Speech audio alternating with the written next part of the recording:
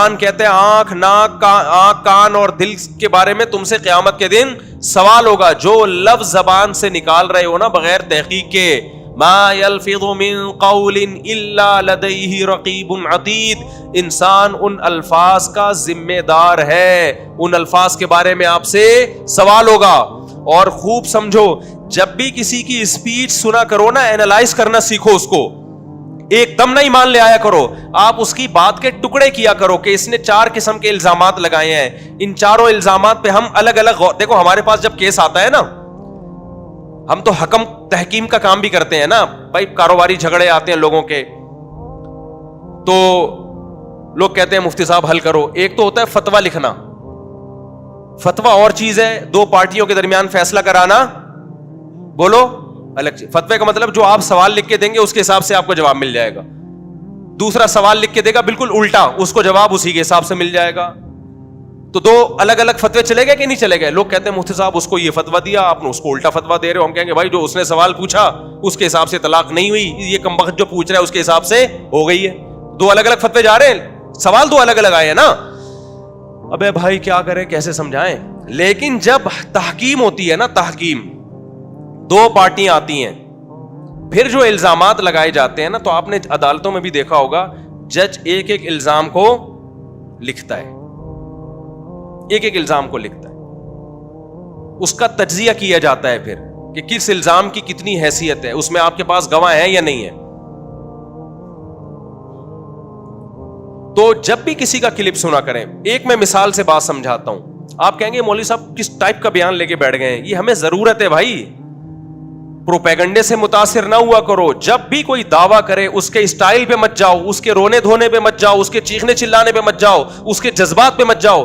بعض اسکالر بڑے جذباتی ہو کے بیان کر رہے ہیں, یہ ایسے ہے فلانا ایسے, لوگ کہتے ہیں وہ رونا شروع کر دیتے ہیں لوگ, یار یہ واقعی اتنا برا ہے یہ آدمی. او بھائی وہ جو دعوے کر رہا ہے, دعوے برائے دعوے ہیں وہ. میں اکثر ایک واقعہ بیان کرتا ہوں, حضرت عمر کا دور حکومت تھا, کوئی جج تھے, ان کی عدالت میں ایک عورت آئی روتے ہوئے, اپنے شوہر پہ الزام لگا رہی تھی, میرا شوہر ایسا ہے, میرا, بہت رو رہی تھی. تو جو کمرہ عدالت میں لوگ بیٹھے ہوئے تھے, انہوں نے جج سے کہا کہ جج صاحب یہ عورت بڑی مظلوم ہے, آپ اس کے حق میں فیصلہ کریں. تو انہوں نے کہا بھائی رونا مظلومیت کی دلیل نہیں ہے.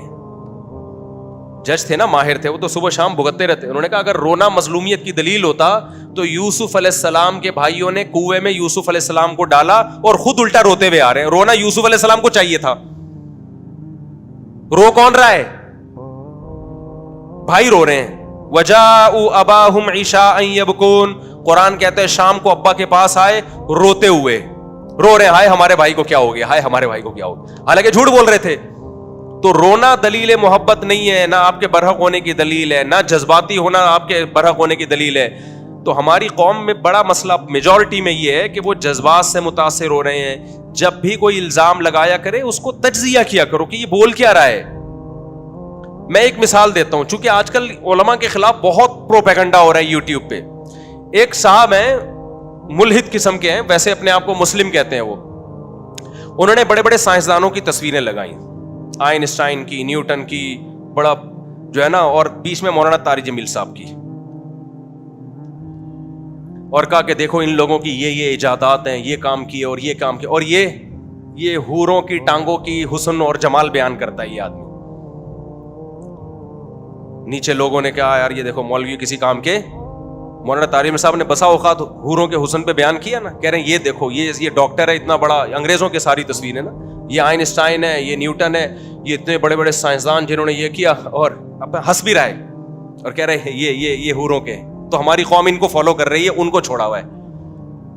سمجھ میں آئی بات؟ تو لوگ کہہ رہے ہیں بات تو صحیح ہے, یہ بات صحیح نہیں, وہ آپ کو الو بنا رہا تھا اور آپ الو بن گئے ہو. اس کو چاہیے تھا اپنی تصویر لگاتا مولانا طارق جمیل صاحب کی جگہ, اور پھر کہتا آئنسٹائن یہ کر کے گیا, نیوٹن یہ کر کے گیا, اور میں یہاں بیٹھ کے وہ کر رہا ہوں جس کو کراچی میں ایک لفظ کہتے ہیں لیکن وہ ممبر پہ استعمال کرنا جائز نہیں ہے. سمجھ رہے ہیں؟ تو کون سا کوئی پازیٹیو کام کر رہا ہے؟ یہ بات کوئی سائنسدان کرتا ہے نا کہ میں یہ کر رہا ہوں, میں یہ کر رہا ہوں, اور مولانا طارق جمیل صاحب حوروں کے فضائل سنا کے لوگوں کو بیوقوف بنا رہے, معاذ اللہ, ان کی رائے میں. تو نے کون سا تیر, تو کیا چارٹرڈ اکاؤنٹنٹ بن گیا ہے, یا کوئی تو لیب میں تو نے کوئی پانی سے چلنے والی کوئی گاڑی ایجاد کر لی ہے تو نے؟ تو بھی تو کچھ بھی نہیں کر رہا. وہ حوروں کے فضائل بیان کر کے کم از کم زنا سے تو روک رہے ہیں نا لوگوں کو. تو آپ نے کیا تجزیہ کرنا ہے؟ ایسے فتنہ پرستوں سے ہوشیار رہیں, ان کو پروموٹ نہ کیا کریں. لوگ کہہ رہے ہیں, لوگوں نے ان سے پازیٹو کہا, واقعی یار یہ پروپیگنڈا ہے میڈیا کا. پہلی بات تو یہ کہ مولانا طارق جمیل صاحب کے 100 بیانات میں 2 بیان حوروں کے فضائل پر ہوں گے, 98 بیان حوروں کے فضائل پر نہیں ہے. 98 میں اخلاقیات سکھائی جا رہی ہیں جو اس یوٹیوبر کے پاس نہیں ہے, کہ کسی پہ طنز کیسے کیا جاتا ہے, کسی پہ اعتراض کیسے کیا جاتا ہے. ایک اخلاقیات کا شعبہ جو مولانا طارق جمیل صاحب نے شروع کیا تھا, جو مولویوں کا شعبہ ہے, وہ بھی آپ نے ختم کر دیا. اس سے سائنسدان تو پیدا نہیں ہوں گے, تھوڑی سی جو تمیز سوسائٹی میں باقی رہ گئی ہے وہ بھی مارکیٹ سے شارٹ ہو جائے گی.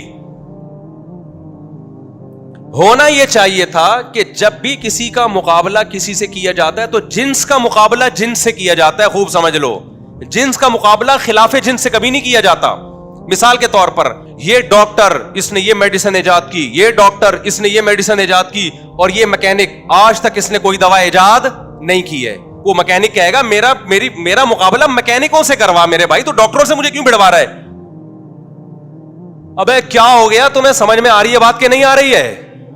تو مولانا طارق جمیل صاحب کا مقابلہ آپ کو نیوٹن آئنسٹائن سے کروانے کی ضرورت نہیں ہے. آپ مولانا طارق جمیل صاحب کی تصویر لگاتے اور ہندوؤں کے پنڈتوں کی تصویر لگواتے اور سکھوں کے جو بھی ان کے مذہبی رہنما ہوتے ہیں وہ لگاتے اور پادریوں کی تصویر لگاتے. پھر آپ کہتے ہیں یہ پادری یہ گائیڈ کر رہا ہے, یہ پنڈت یہ کہہ رہا ہے, اور مولانا طارق جمیل صاحب کا بیان سنو وہ کیا کہہ رہے ہیں.